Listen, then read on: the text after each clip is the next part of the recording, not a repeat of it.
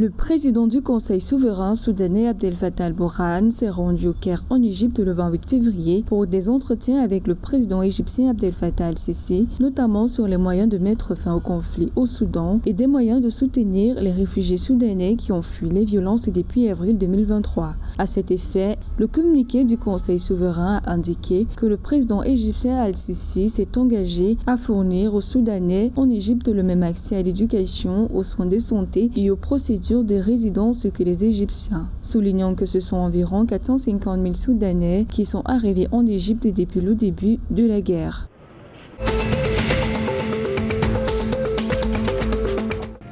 Le 28 février 2024, le Soudan du Sud a rejeté le projet de rapport de l'ONU sur les droits de l'homme dans le pays, le qualifiant d'ingérence politique. Selon le directeur général des relations multilatérales, le ministère des Affaires étrangères et de la coopération internationale du Soudan du Sud, Anthony Cohn, ce rapport est inexact et ne reflète pas le progrès du pays. L'autorité indique par ailleurs qu'une grande partie du rapport est irréaliste et n'a rien à voir avec les faits pour ce qui est de la situation des droits de l'homme au Soudan du Sud.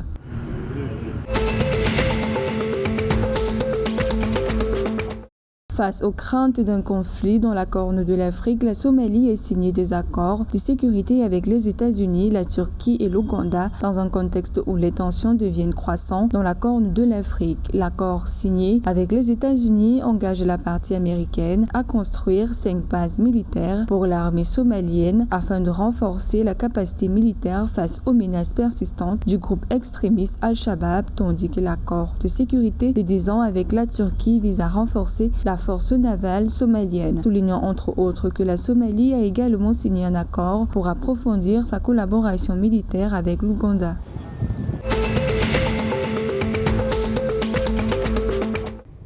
Disposant d'un contingent de 16 portiques navires-terre, 27 manutentionnaires de conteneurs vides, 58 portiques sur pneus et 8 portiques sur rail, le port de Mombasa a réceptionné le 29 février 2024 un navire d'une capacité de 8000 unités équivalentes 20 pieds. C'est niveau considéré comme le plus long à avoir jamais fait escale dans le port de Mombasa à accosté, avec pour objectif de récupérer plus de 5000 conteneurs de fret en vue de libérer un espace important au niveau de la porte d'entrée principale du port.